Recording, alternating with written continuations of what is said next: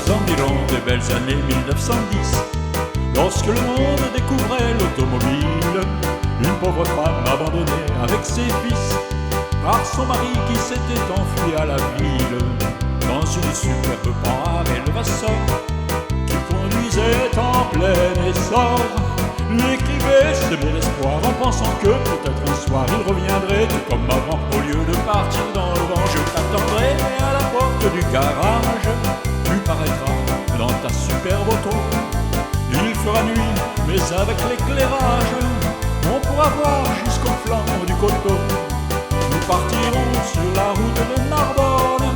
Toute la nuit, le moteur vrombrira et nous verrons les tours de Carcassonne se profiler à l'horizon de Barbera. Le lendemain, toutes ces randonnées nous conduiront peut-être à Montauban.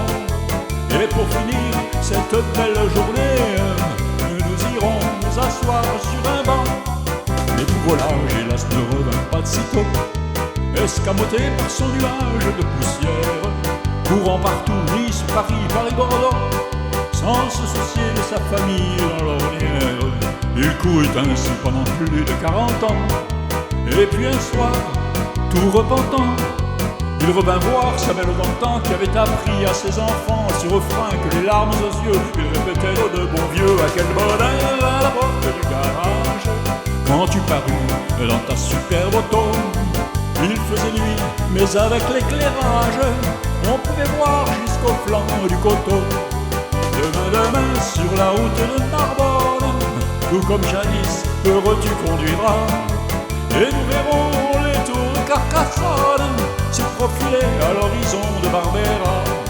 Pour terminer ce voyage de poète, et pour fêter le retour du passé, nous te suivrons tous deux à bicyclette, en freinant bien pour ne pas te dépasser, en freinant bien pour ne pas te dépasser, papa.